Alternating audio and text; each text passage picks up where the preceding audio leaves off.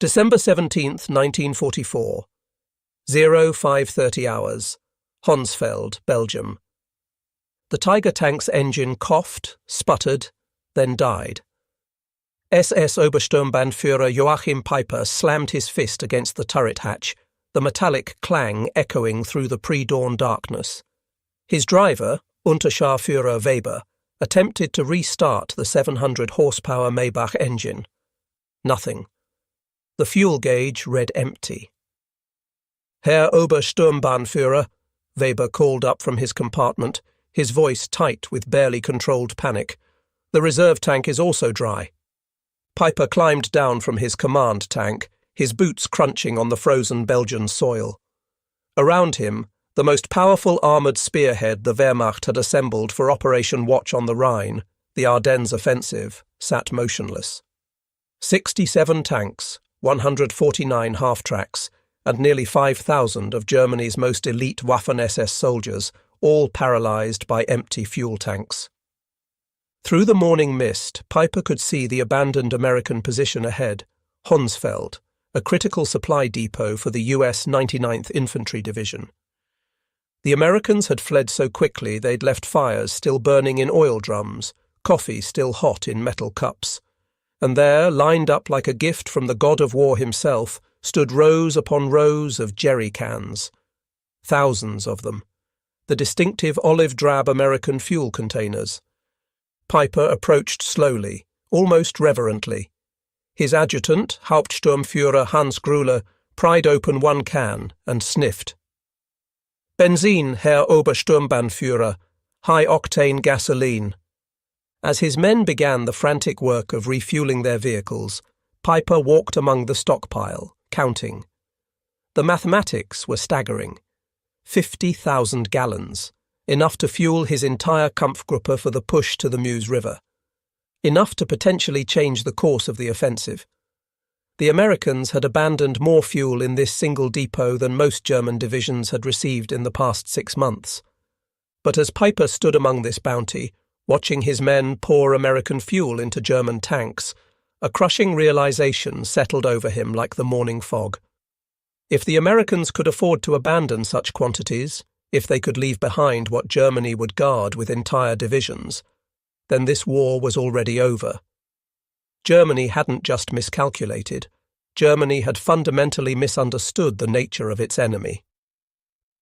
6 months before Peiper's discovery at Honsfeld in June 1944, Albert Speer, Hitler's Minister of Armaments and War Production, had presented the Führer with a report that should have ended all offensive operations immediately.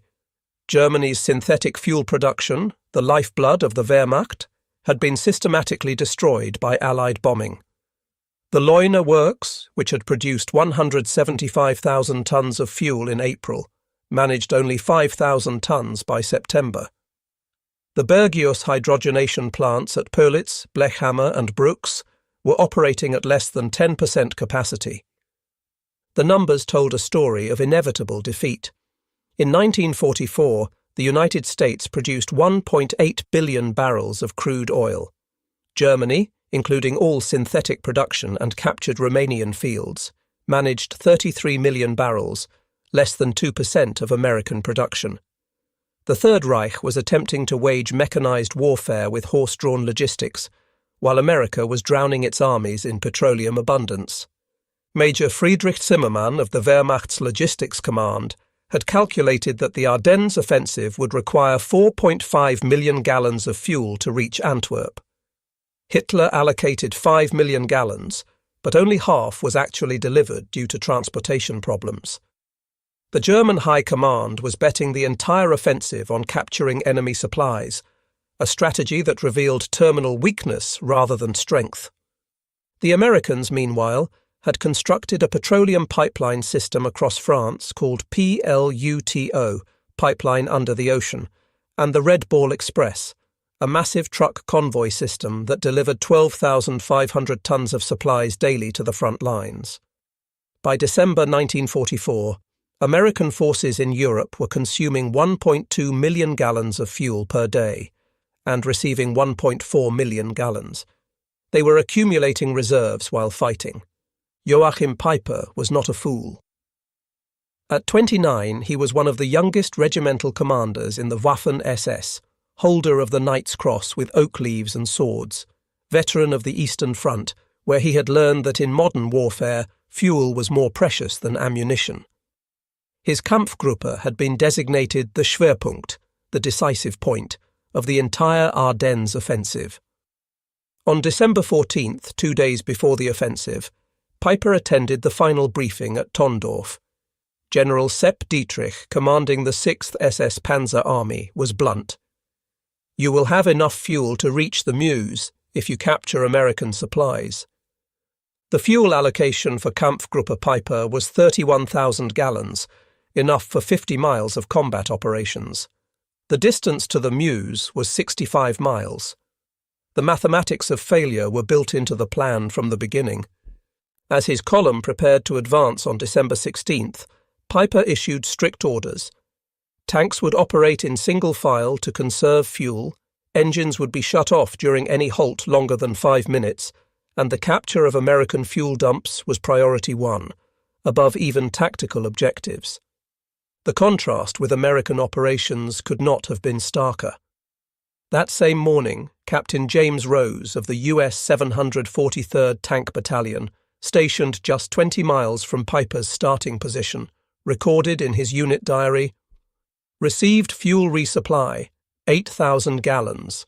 Third delivery this week. Storage tanks already at capacity." December 16th, 1944, 05:30 hours. The German artillery barrage that opened Operation Watch on the Rhine used more ammunition in 2 hours than the Wehrmacht had allocated for entire operations earlier in the war. But even this impressive display masked critical shortages. Peiper's column began moving at 7 a.m., already behind schedule. The roads, which on German maps appeared as highways, were narrow country lanes, many unpaved. Within hours, traffic jams developed as vehicles designed for the Russian steppes struggled through the Ardennes forest. At Lanzerath, Peiper's first objective, they encountered unexpected resistance from a single American intelligence and reconnaissance platoon, 18 men who held up the most powerful German armoured column for nearly 10 hours. During the delay, Peiper's vehicles sat idling, burning precious fuel. When they finally broke through and reached Honsfeld at dawn on December 17th, Peiper's column had covered 20 miles and consumed 40% of their fuel. At this rate, they would run dry before reaching the halfway point to the Meuse. The American supply depot at Honsfeld was not even a primary facility.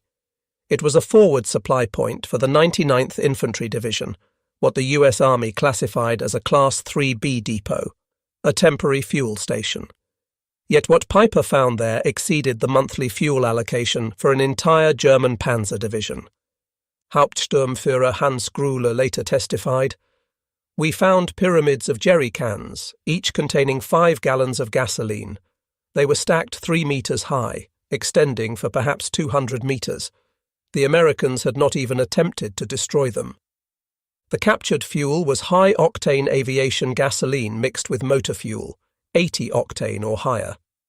German vehicles, especially the temperamental Maybach engines in the Tiger tanks, were designed for 74 octane fuel. The American gasoline was actually too good, causing engine problems in several German vehicles. As Peiper's men refueled, they made more discoveries. Sergeant Wilhelm Hoffmann found shipping manifests in the depot office. He could read English, having worked in his father's import business before the war. The papers indicated this fuel had been shipped from Texas to New York, across the Atlantic to Liverpool, across the Channel to Normandy, and trucked 400 miles to Honsfeld. The journey of over 6,000 miles had taken less than 6 weeks. "I showed the papers to Obersturmbannführer Peiper," Hoffmann recalled in a 1976 interview. "He read them twice, then crumpled them up. He said nothing, but his face went pale. We both understood what this meant." Private Ernst Kahler found a stack of Stars and Stripes newspapers dated December 15th, just 2 days old. The headline celebrated the opening of a new fuel pipeline from Cherbourg to Verdun, capable of delivering 300,000 gallons per day. A single pipeline delivering more fuel daily than Kampfgruppe Peiper would use in the entire offensive. To comprehend the shock of Peiper's discovery, one must understand Germany's fuel situation by late 1944. Since May, Allied bombing had reduced synthetic fuel production by 90%. The Luftwaffe was grounding aircraft for lack of aviation fuel. Pilot training had been cut from 250 flight hours to 60 hours. The German Navy's surface fleet had effectively ceased operations. U-boats were fitted with snorkels to conserve diesel by running on batteries longer. On the home front, German civilians had not seen private automobile traffic since 1942. Gasoline was so precious that the Gestapo investigated black market theft of individual litres. Farmers were returning to horse-drawn ploughs. Meanwhile, the United States was producing 67% of the world's oil. The East Texas oil field alone produced more petroleum than all of German-occupied Europe. American refineries were operating at such capacity that Standard Oil was experimenting with new petroleum byproducts simply because they had excess crude. With the 50,000 gallons captured at Honsfeld, Peiper's column surged forward. They reached Büllingen by noon on December 17th, capturing additional supplies, rations, ammunition, and most importantly maps showing other American fuel depots in the area. But the maps revealed a disturbing truth. The Americans had fuel stockpiles everywhere. Every major crossroads had a depot. The US First Army alone had 3.5 million gallons in reserve. Peiper pushed on to Ligneville, where his forces would commit the Malmedy massacre, killing 84 American prisoners. Even this war crime was connected to fuel desperation. Peiper later claimed he could not spare gasoline to transport prisoners. By evening on December 17th, Peiper's spearhead reached Stavelot, site of a major American fuel depot containing over 2 million gallons. Here was enough fuel to guarantee reaching the Meuse. But as the first German vehicles approached, American engineers were already at work. Captain John Brewster of the 291st Engineer Combat Battalion had received warning of the German approach. His orders were simple: deny fuel to the enemy at all costs. The Stavelot depot contained 2,189,000 gallons of gasoline in jerry cans, stacked across 15 acres. At 16:30 on December 17th, as Peiper's advance guard approached, Captain Brewster gave the order. Engineers poured gasoline trails between the stacks. White phosphorus grenades were distributed. Technical Sergeant Paul Solis threw the first grenade. The explosion was immediate and tremendous, he recalled. A wall of fire shot up maybe 100 feet. Within minutes, the entire depot was an inferno. Peiper's lead tanks arrived to find a pillar of black smoke rising 1,000 feet into the sky. The fire would burn for 3 days, consuming enough fuel to have powered Peiper's entire division to Antwerp and back. Untersturmführer Weber described the scene. The Obersturmbannführer stood on his tank turret, watching the flames. He said nothing for perhaps 5 minutes. Then he climbed down and told me, "They can afford to burn 2 million gallons to deny them to us." What are we doing here? Across the Ardennes, American engineers were destroying fuel dumps rather than risk capture. At Trois Ponts, 1.1 million gallons burned. At Spa, 2.5 million gallons were destroyed. In total, Americans deliberately destroyed over 8 million gallons during the first week, more than Germany had allocated for the entire operation. The ability to casually destroy millions of gallons was rooted in a supply system beyond German comprehension. The Red Ball Express had delivered 412,000 tons of supplies using 6,000 trucks operating round the clock. Each truck consumed 40 gallons daily. The operation itself burned more fuel than German Army Group B received monthly. By December 1944, the Motor Transport Service employed 230 truck companies operating on colour-coded routes. The system delivered 20,000 tons of supplies daily, including 3,000 tons of fuel. Colonel James Snyder, Chief Logistics Officer for First Army, recorded on December 18th. Fuel receipts yesterday, 1,847,000 gallons. Fuel issued, 1,623,000 gallons. Net gain to reserves, 224,000 gallons. The pipeline system was even more impressive. Operation Pluto had laid pipes across the English Channel, pumping 1 million gallons daily from Britain. A network of pipelines extended inland. The Cherbourg-Paris line delivered 800,000 gallons daily. The Seine-Verdun line moved 650,000 gallons daily. By December 1944, Allied forces in northwest Europe were consuming 7.5 million gallons daily, while receiving 8.2 million gallons. They were building reserves during offensive operations. As Piper pushed deeper into Belgium on December 18th, the impossibility of the German position became clear. At Cheneux, they captured another depot, 5,000 gallons consumed in 3 hours of combat. Tiger tanks consumed 2.5 gallons per mile in battle. Panthers burned 1.5 gallons per mile. In the difficult Ardennes terrain, consumption increased by 40%. Hauptmann Otto Dingler, maintenance officer for the 1st SS Panzer Regiment, recorded, "By noon on December 18th, we had consumed 67,000 gallons since the offensive began. We had captured perhaps 55,000 gallons. We were operating at a deficit. The Americans, monitoring German radio traffic through ultra-intercepts, knew Piper's fuel situation. General Courtney Hodges ordered all units. Enemy critically short of fuel. Destroy all gasoline stocks threatened by capture." That same day, American C-47s flew 316 sorties delivering supplies to Bastogne, including 160,000 gallons of fuel.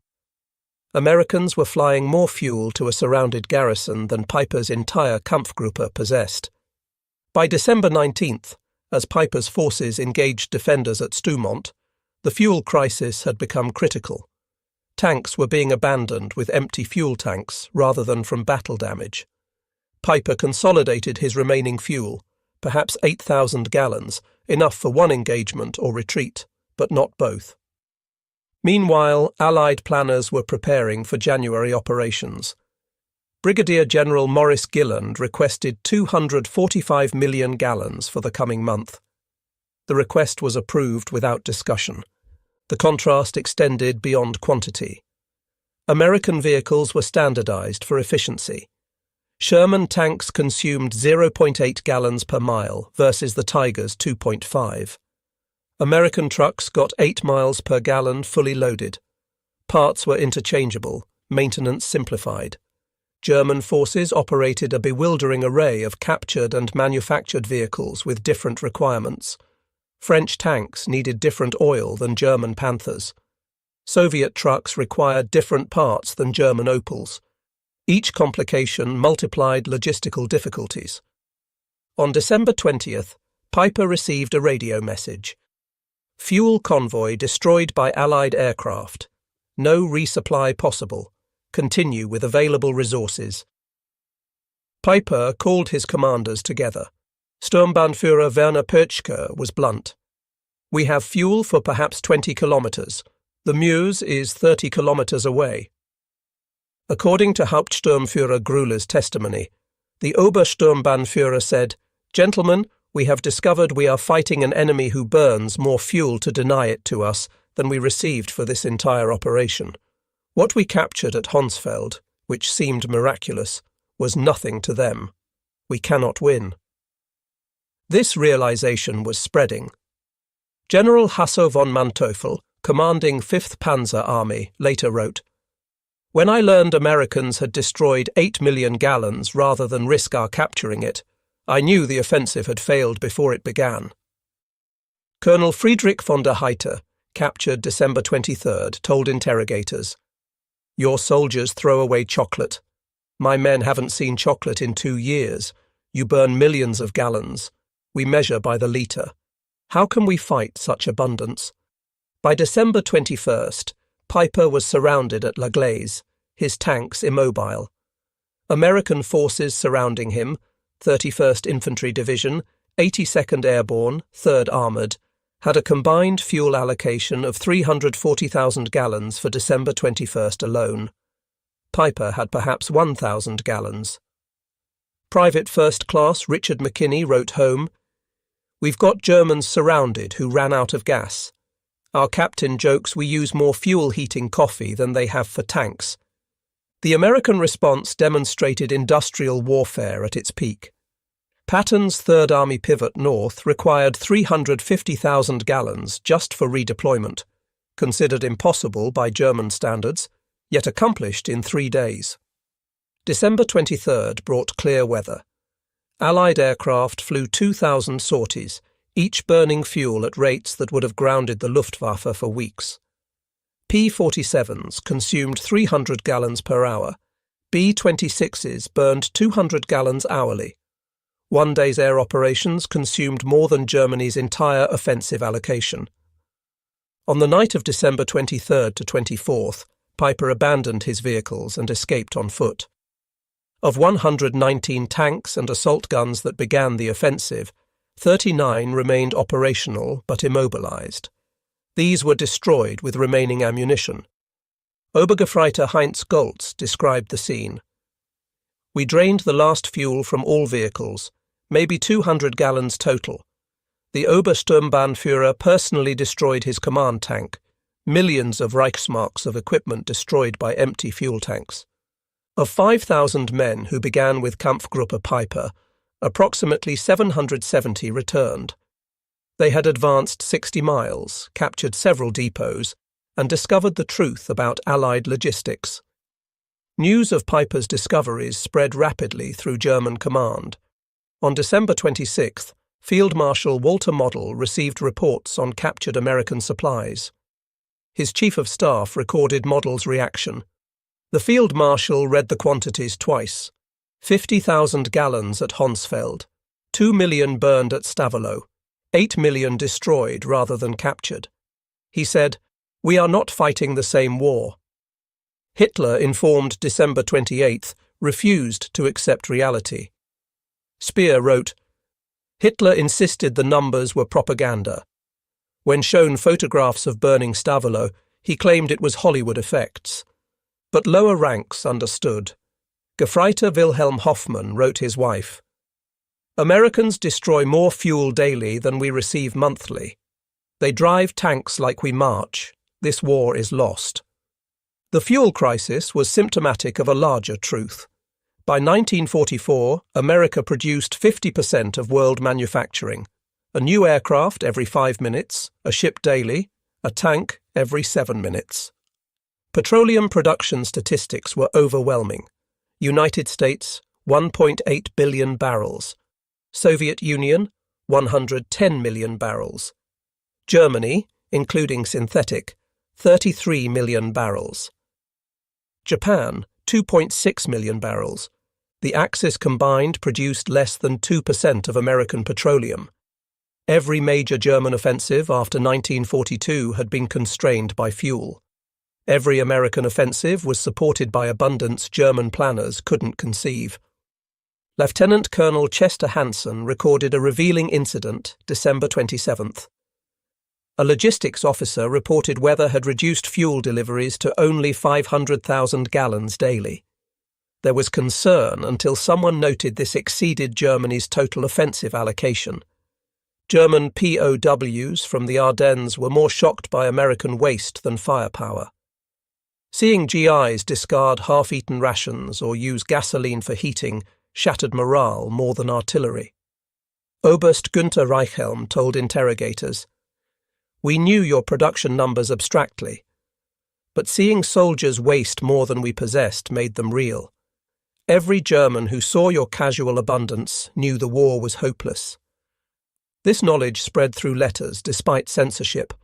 Feldwebel Ernst Müller wrote, "Americans wash clothes in gasoline. They feed chocolate to dogs. They fire artillery for Christmas. We cannot fight infinity." The psychological impact undermined German racial superiority narratives. How could decadent Americans possess such wealth while the master race scraped for necessities? During Nuremberg trials, German leaders consistently cited logistics, particularly fuel, as decisive. Field Marshal Keitel testified, "We had operational superiority 1940 to 41. By 1944, we couldn't move forces for lack of fuel while Americans moved armies like chess pieces."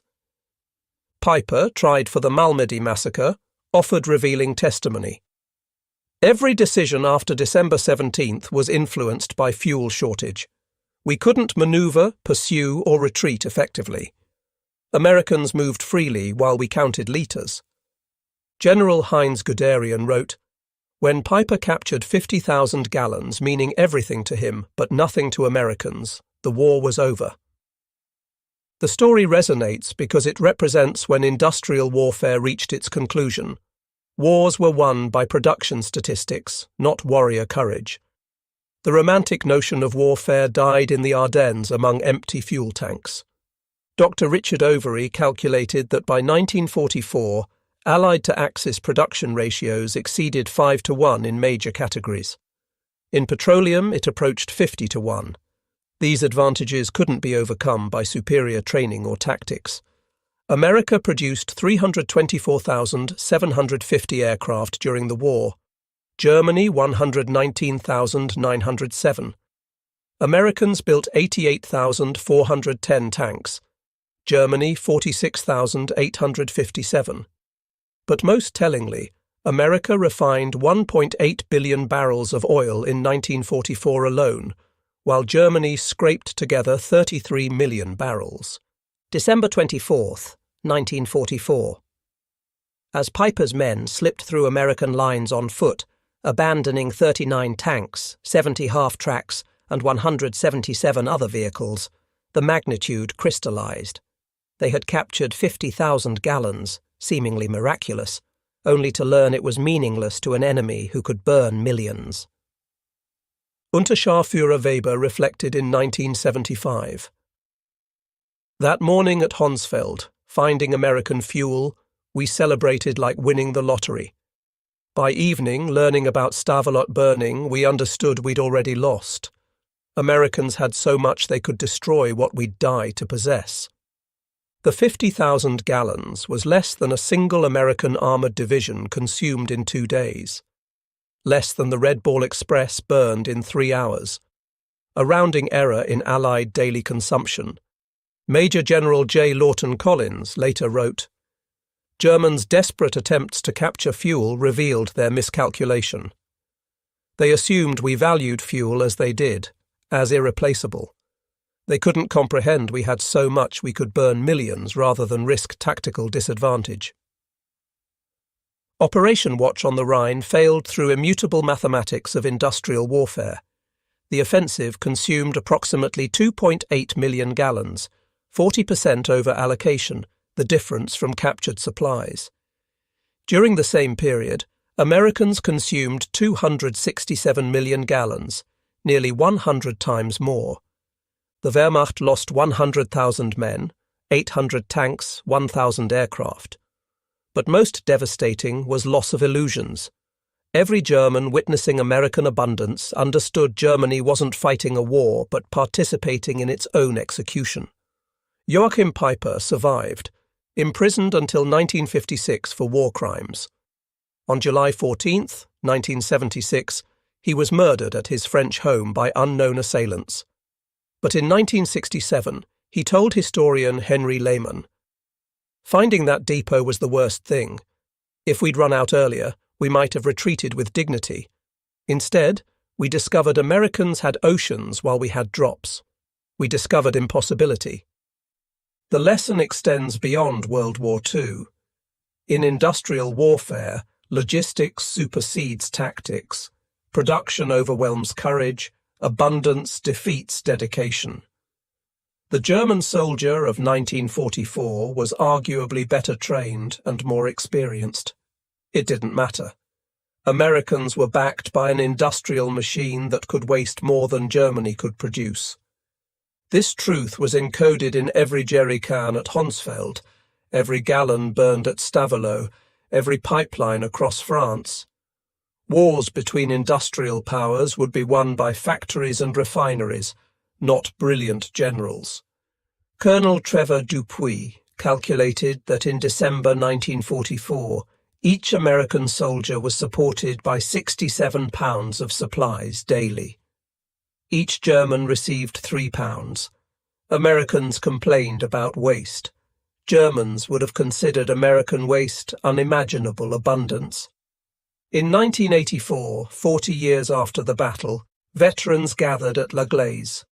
The museum displays Piper's Tiger tank, still positioned where it ran out of fuel December 23, 1944. Former Unteroffizier Karl Wortmann stood beside the tank with former Staff Sergeant Roy Anderson of the 30th Infantry Division. "We always wondered why you stopped," Anderson said. "We thought it was tactical." Wortmann laughed bitterly. "We stopped because tanks were empty. You burned millions to keep it from us. How could we fight that?" Anderson was quiet, then said, "We never knew you were that short. We had so much we never thought about it." That exchange captured December 1944's truth. One side measured by the gallon, the other by millions. One fought for each jerry can, the other burned oceans. The outcome was predetermined. German records provide damning evidence. Army Group B's War Diary, December 1944. December 16th. Offensive begins. Fuel 70% of minimum. December 17th. Piper captures 50,000 gallons. December 18th. Multiple depots destroyed. 5+ million gallons lost. December 19th. Fuel critical. Units immobilized. December 24th. Piper abandons vehicles. Fuel exhaustion. Meanwhile, First Army reports, December 16th. Reserves, 3.7 million gallons. December 17th, 2.2 million destroyed. December 18th, 1.8 million received. December 24th. Reserves 4.1 million. Americans treated millions with indifference, Germans reserved for individual cans. Beyond quantity, American fuel represented technological superiority. American refineries perfected catalytic cracking, producing higher octanes more efficiently than German hydrogenation. American 100-octane aviation fuel gave aircraft performance advantages over German planes running 87-octane synthetic.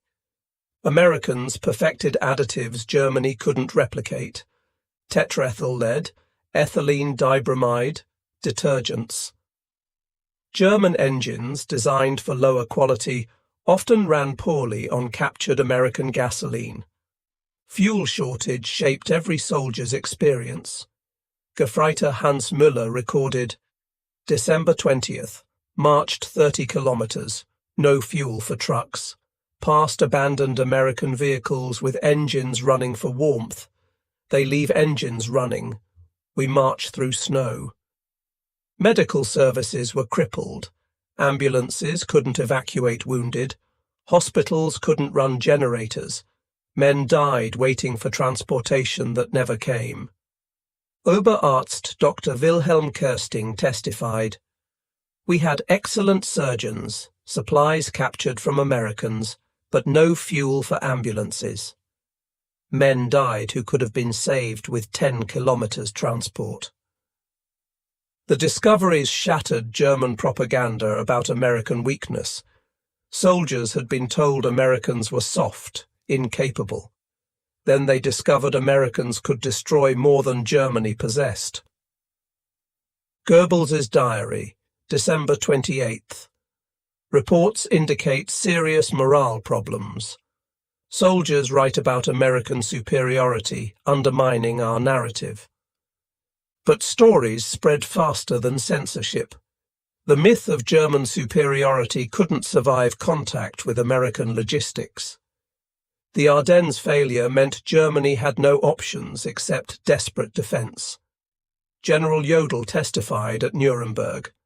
After the Ardennes, we knew it was lost. We'd played our last card and discovered the enemy held all aces. Recognizing German desperation, Allies focused on destroying fuel production. By February 1945, German fuel production ceased. The Luftwaffe was grounded, training cancelled. The Wehrmacht became static, destroyed piecemeal by mobile enemies. Spring 1945 brought surreal scenes. German units surrendered from immobility, not defeat. Entire panzer divisions sat helplessly as Allies drove past. General Major Fritz Bayerlein described, "We had 42 operational tanks, experienced crews, ammunition. We had 300 litres fuel, not enough for the next town. We destroyed our tanks and walked to captivity." Meanwhile, American advance was constrained only by traffic jams from vehicle abundance. Third Army alone had 15,000 vehicles. Kampfgruppe Piper's fuel crisis demonstrates how industrial capacity determined World War II's outcome. When Piper stood among captured jerry cans that December morning, he glimpsed truth. They fought an enemy whose waste exceeded their need. The numbers tell everything. German offensive allocation, 5 million gallons. Fuel destroyed by Americans, 8 million gallons. Daily American consumption, 7.5 million gallons. Piper's capture at Honsfeld, 50,000 gallons. Percentage of American daily supply, 0.6%. The Battle of the Bulge killed 19,000 Americans, perhaps 100,000 Germans. It destroyed Wehrmacht's last reserves. But its lasting impact was spreading knowledge through German ranks. America possessed incomprehensible abundance. Piper's discovery wasn't just about fuel, but industrial warfare's nature. Victory belonged to whoever produced the most petroleum, steel, aluminum. Germany never had a chance. The final irony: American forces cataloguing abandoned German equipment at La Glaise found 39 perfect tanks, abandoned solely for lack of fuel. Major Robert Harrison's salvage report noted, "Fuel required, 8,000 gallons. Classification, minimal. Source, local reserve. Time, 4 hours." What was impossible for Germans, 8,000 gallons to save their best tanks, was beneath American notice. A minor request using local reserves exceeding Kampfgruppe Piper's peak strength. This was Piper's discovery at Honsfeld. Not just that America had more fuel, but that American abundance operated on a scale making German scarcity irrelevant. The war was over when American industrial capacity mobilized.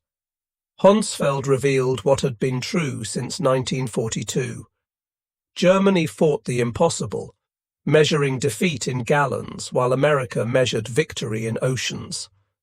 The Tiger tank sits in La Glaise's museum, fuel gauge empty, monument to when tactical excellence met logistical reality and lost. Visitors ask why such powerful tanks were abandoned. The answer, no fuel. In industrial warfare, that was the only answer that mattered.